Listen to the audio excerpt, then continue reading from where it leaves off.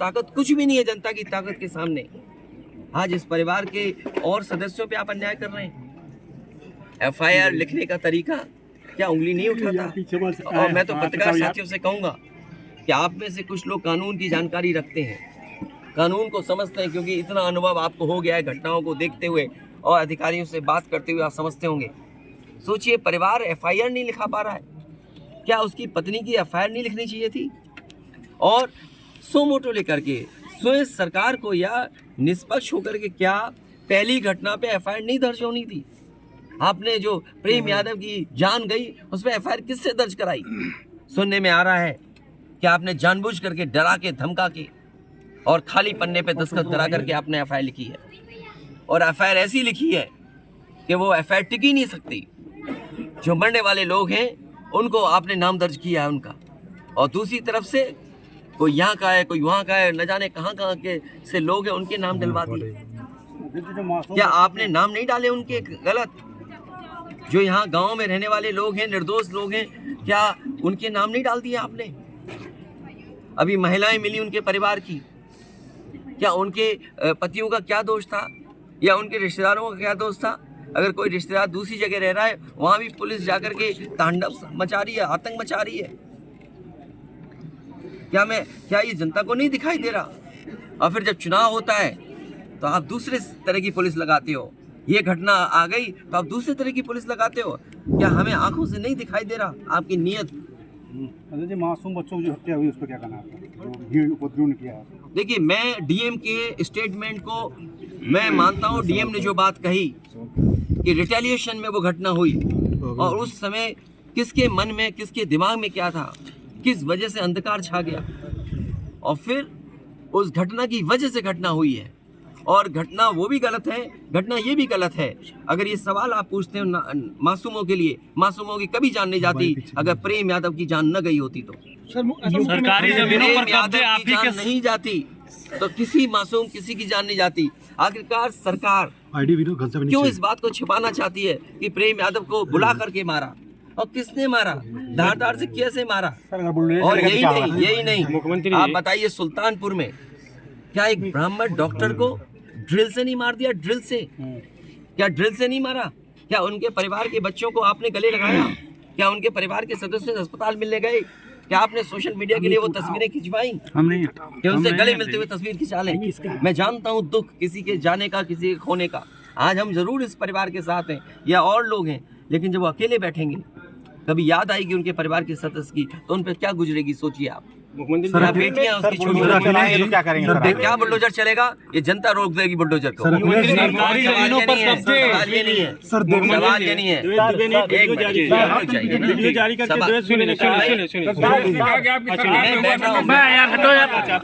ये जो बुलडोजर चलाने की भाषा है, जो बुलडोजर चलाने की संस्कृति है, ये मत समझिए बुलडोजर में दिमाग नहीं होता है। अगर बुलडोजर न्याय देने लगा तो अगली सरकार भी यही करेगी। इसलिए मैं सोचता हूं कि अगर आप योगी हैं, योगी की परिभाषा यही है, दूसरे का दुख अपना दुख समझें। आप अपना गिराते हैं तो मुआवजा लेते हैं। आपकी किसी की हिम्मत हो अगर ये बात की कि उन्होंने अपनी बिल्डिंग गिराई और कितने करोड़ मुआवजा उठाया, अगर आप इसे बुलडोजर चलाना चाहते हो तो उतना ही मुआवजा देना जितना मुआवजा आपने खुद लिया सरकार से।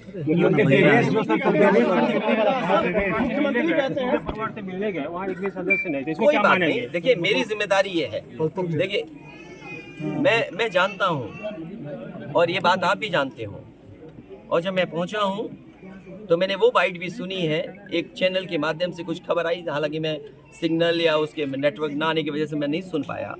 जो बात मुझे समझ में आई कि वो परिवार नहीं मिलना चाहता। जी, ये उसकी भावना है, और उसको उसकी बेटे की भावना नहीं हो सकता हो।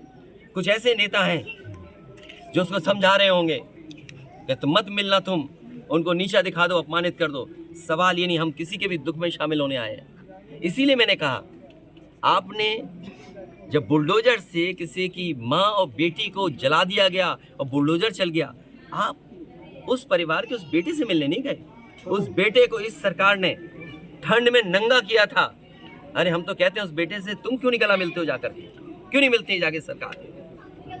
कोई आर्थिक सहयोग भी किया आपने? मैं आर्थिक सहयोग इस परिवार की भी, और अगर वो परिवार कहेगा तो मैं उस परिवार की भी मदद करूंगा। जमीन का विवाद आपके समय काल से ही चला आ रहा है, सपा काल से ही चला आ रहा है। अजय ये क्या है? जमीन का विवाद सपा काल से ही चला आ रहा है।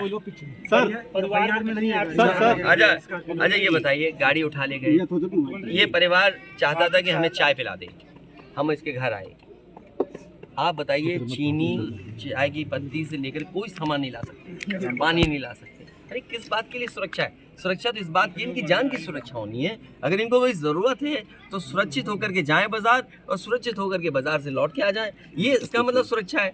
सुरक्षा का मतलब ये थोड़ी कि घर को, परिवार को कैद कर दो, गाड़ी उठा ले जाओ, यहाँ से सामान ले जाओ। अखिलेश जी, एक सवाल मध्य प्रदेश से है। देखो, मध्य प्रदेश का भी मत पूछो, मैं आपसे कह रहा हूँ, आप पत्रकार साथी नहीं, कोई आर्थिक सहायता नहीं। ये परिवार अगर पढ़ेगा लिखेगा, जो पढ़ाई करना चाहेगा, जो मदद कहेगा मैं करूंगा मदद। इंडिया गठबंधन में इस परिवार की हम मदद करेंगे, और मैं सरकार से कहूंगा कि अगर वो सरकार मदद करती है तो दोनों परिवार की मदद करें। सर, जो इंडिया गठबंधन में मध्य प्रदेश समाजवादी कांग्रेस सरकार की तरफ से ये कहा जा रहा है कि न्याय हो रहा है, मगर यहाँ साफ साफ दिख रहा है जातिवाद हो रहा है। इसको किस तरीके से देखते हैं? सबका विकास की बात इसीलिए मैंने कहा, देखिए, योगी की सबसे बड़ी परिभाषा यही है, जो दूसरे का दुख अपना दुख समझे। मुख्यमंत्री जी को किसी के साथ भेदभाव नहीं करना चाहिए, अगर वो मुख्यमंत्री उत्तर प्रदेश के हैं, और किसी भी घटना से राजनीतिक लाभ नहीं लेना चाहिए। अगर इस सरकार ने न्याय दिया होता, न्याय पहले दिन से देना शुरू किया होता, तो शायद हम लोगों पे भी दबाव नहीं बनता कि हम आते हो घर परिवार के लोगों से मिलते आकर। सर, कांग्रेस के लोग कह रहे हैं कि आप बीजेपी को फायदा पहुंचाना चाहते हैं मध्य प्रदेश में। देखिए सुनिए, ये बात भी कांग्रेस के मुंह से अच्छी नहीं लगती। सर, यूपी में बदला लेंगे उसका? नहीं, बदला वाली बात मत करो, बदले बात मत। देखिए, अयोध्या भी मंदिर उठाएंगे। ये विषय इसलिए मैं नहीं उठाना चाहता हूँ कि ये हमारे लिए देवरिया कांड बड़ा विषय है, और न्याय में संतुलन हो, न्याय में संतुलन हो, ये सरकार की जिम्मेदारी है। देवरिया कांड मैंने पहले से कहा, ये समाज के लिए और मनोविज्ञान के लिए ये बड़ी चीज़ है कि आप समझें कि अगर एक परिवार के साथ घटना होती है तो दूसरे परिवार का मनोविज्ञान क्या होता होगा। और ये डीएम ने खुद कहा कि ये रिटेलिएशन में घटना हुई है, और फिर शासन प्रशासन के लिए और न्याय के लिए ये बड़ी जिम्मेदारी है। भाई, शासन प्रशासन और न्यायालय के लिए क्या मामूली बात है? आज तक पता नहीं है कि घटना कैसे हुई। पहली, प्रेम यादव को किसने बुलाया? प्रेम यादव वहाँ कैसे पहुँच गए मोटरसाइकिल से? उन्होंने कभी जमीन ली, उनका भाई बेच रहा है। अब परिवार की बातें क्या मैं बोलूंगा जो मैं जानता हूँ, या आप जो जानते हैं, जो आप जानते हैं, विवाद आपके ही शासनकाल से चला आ रहा है। जमीन बेच रहा है मुख्यमंत्री जी, एक भाई ने बेच दी जमीन। इन बातों को मैं कहूँ क्या वो परिवार अपने भाइयों के साथ कैसा व्यवहार करता था, ये बातें मैं कहूँगा क्या?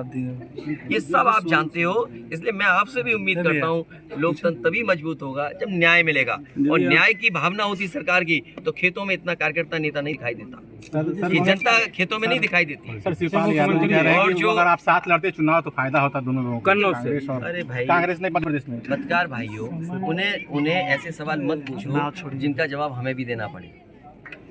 और जो बात आप कह रहे हो ना, कांग्रेस की और सरकार की और जाने क्या क्या, किस नेता ने कहा? किस नेता ने कहा? कांग्रेस ने किस नेता ने कहा है? सर, कांग्रेस के किस नेता ने कहा? कांग्रेस के एक मिनट जाइए, किस नेता ने कहा? नाम बताओ ना। सर, नेताओं ने कहा। अरे नेता को एक नाम बताओगे? नेता किसने कहा? हम बता रहे हाँ, हैं, बताओ। कमलनाथ ने कहा। क्या कहा है उन्होंने? कि मतलब हम भी चाहते थे, अखिलेश भी चाहते थे कि भाजपा को हराया जाए, उनको मजबूत जो है हराया जाए, लेकिन आप अगर कमलनाथ जी ने ये कहा है तो कमलनाथ जी पूरी बात कहें।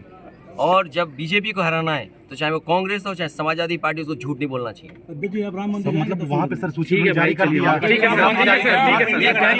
ऐसा है, राम मंदिर जाएंगे। अरे भाई, वो हम सुने नहीं थे क्या कहा था? हम भी अपने मंदिर बना रहे हैं, हमारे मंदिर में भी आना। तो सर, जो हमसे सवाल पूछ रहा है, नाम पता दे देना। अगर उसमें आप बुलाए जाओगे तो आपको बुलाए ना बुलाए वो लोग, मैं आपको अपने मंदिर बुलाऊंगा। हाँ, तो सर ये वाला जो बात था, अगर कांग्रेस की बात करते हैं तो कांग्रेस यूपी में जो है आपके साथ ना जाके बीएसपी के साथ जाना चाहती है, इस पे क्या करें? देखिए मेरी जिम्मेदारी ये है as a political party, Samajwadi party ने और समाजवादी पार्टी ने जो बीजेपी का मुकाबला किया, हम मुकाबला करेंगे। आज ये विषय नहीं है, क्योंकि कांग्रेस के बड़े नेता, किस नेता ने, इन पत्रकार साथियों को ये नहीं पता था कि नेता ने क्या कहा, इसलिए अभी नहीं, हमें अगर बात करनी होगी तो हम अपने स्तर पे करेंगे। जहाँ इंडिया गठबंधन में 3 बार बैठे आप पटना में बैठे, बेंगलोर में बैठे, जिन नेताओं की आप बात कर रहे थे, क्या उस गठबंधन में बैठे तो उस टेबल पे थे कि कहीं? ये बात बोल दूंगा तो कहोगे मैं अलग बात कर रहा हूँ। आप मुझे बताओ, इंडिया गठबंधन में जो बातें हुई, क्या मैंने कभी कहा? जो बात पटना में हुई होगी, जो बात बेंगलोर में हुई होगी, जो बात मुंबई में हुई होगी, क्या बातें हुई होंगी? हम सब बीजेपी को हराना चाहते हैं, और बीजेपी को इसलिए नहीं हराना चाहते हैं कि बीजेपी देश बर्बाद कर रही है। वोट नहीं डाल पाएंगे आप। आज तो आप लिए यूट्यूब लिए घूम रहे हैं, बीजेपी दोबारा आ गई तो फिर समझ लेना बीजेपी का यूट्यूब होगा, नेटवर्क भी बीजेपी का होगा। इस परिवार की मदद कराइए। मैं पूरा करता हूँ, जो समाज है वो समाज के जागरूक और समझदार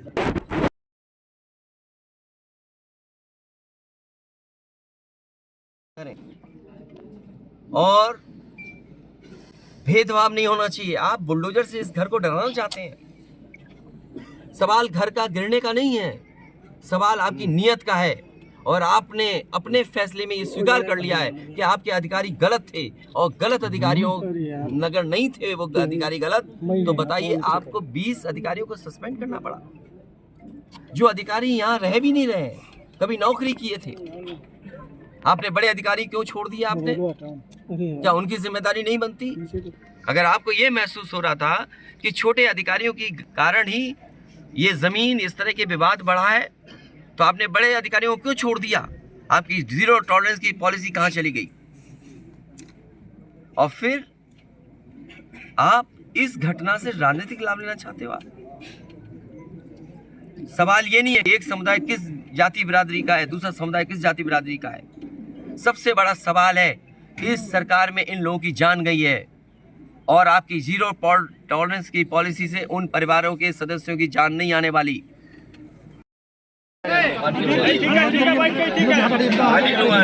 जी सर, सर आप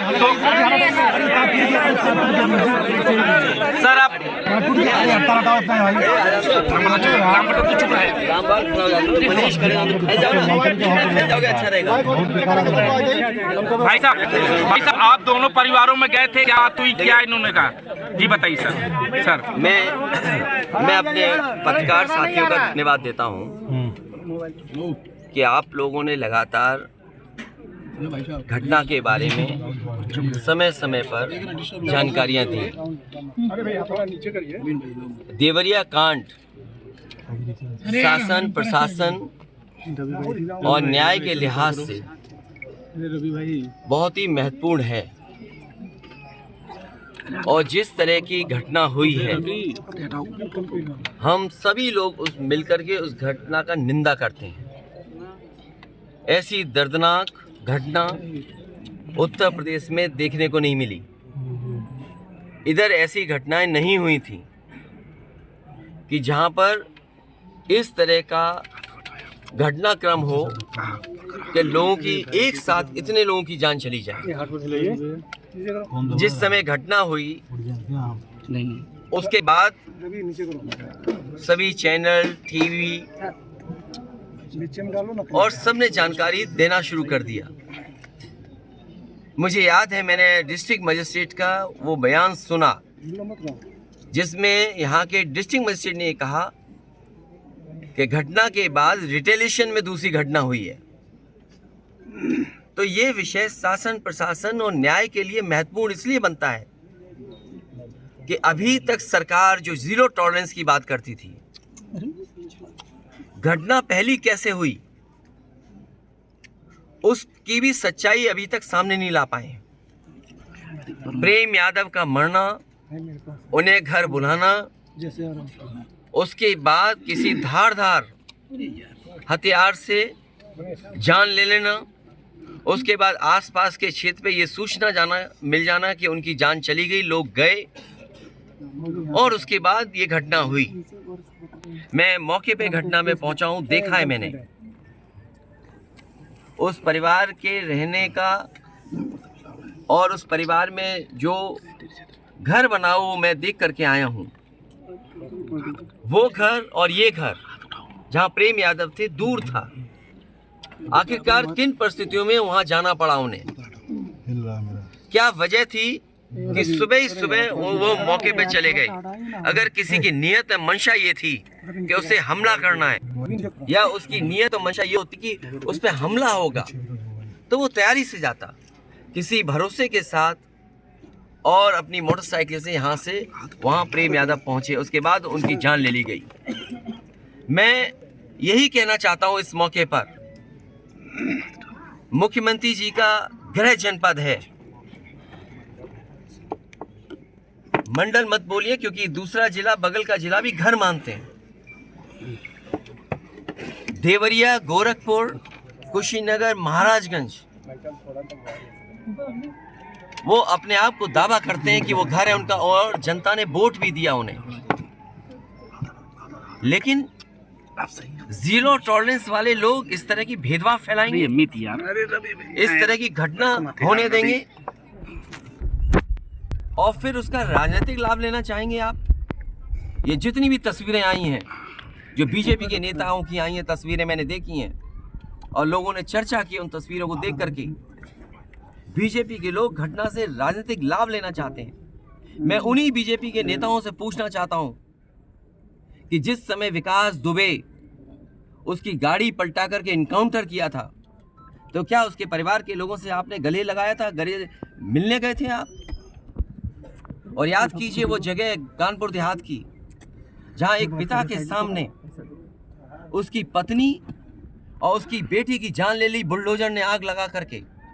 क्या ये बीजेपी के लोग उनके परिवार के लोगों से गला मिलाए लगे थे जाकर के?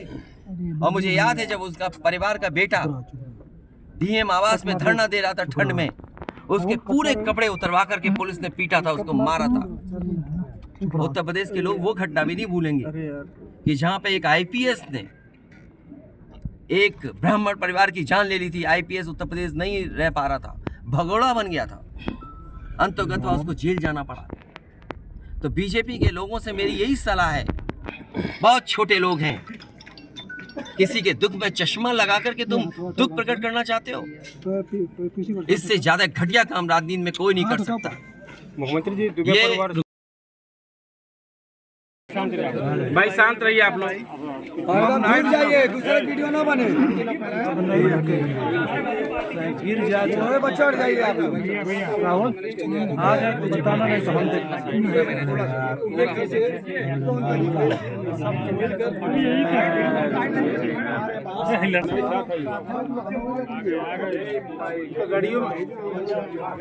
या तो ऊपर बना लो ना तो नीचे बना लो, फ्रंट में बाड़ा जा सब होना उतरा जाए। आगे से हटो यार, भैया कम किचन के बेटा हटो आगे से, जल्दी वहां से हटो, आने दीजिए भाई, आगे छोटो जी, आइए सर, सर बस 2 मिनट सर, बस प्लीज जी, आइडिया दो हमारा। कैमरा थोड़ा पीछे करके आप लोग करिए, सब कैमरा का पीछे करिए, एडजस्ट करिए आप लोग।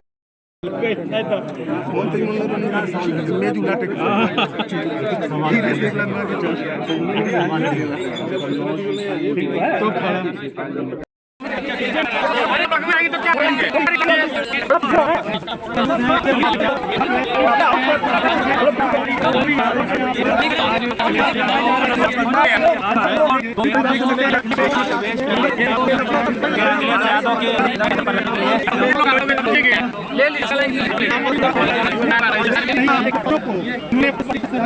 इसके अलावा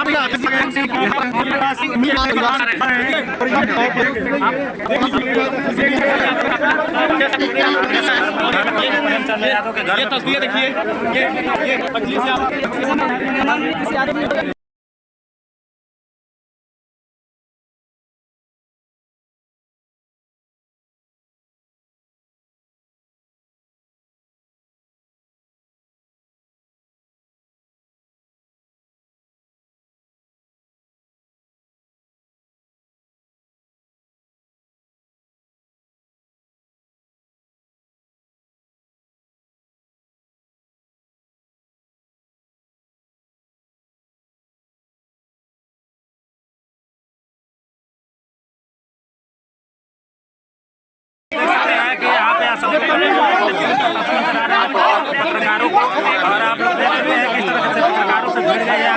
किसान वहाँ पे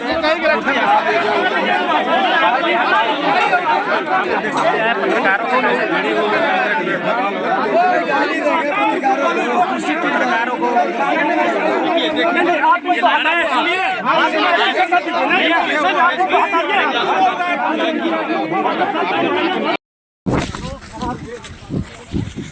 और आगे आएंगे जब ले ही रहे हैं तो ढंग से नहीं ये देखिए अखिलेश यादव से मिलने के लिए भीड़ दौड़ पड़ी है। अखिलेश यादव जैसे अब हाथ हिलाए हैं वैसे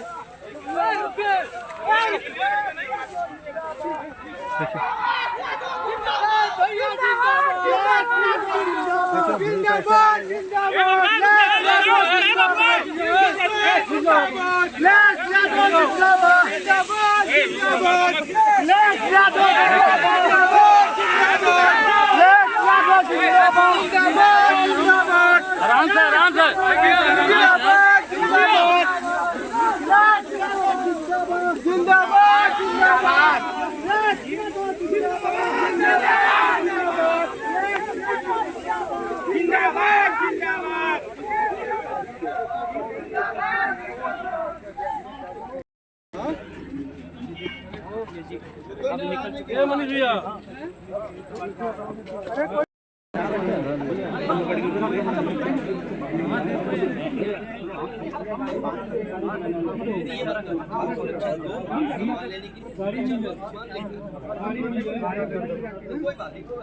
आप सुरक्षा दीजिए और जो आए मिले आना आने जाने दो, ठीक है, हम करेंगे मतलब ठीक है परिवार और सब जाना तुम जाओ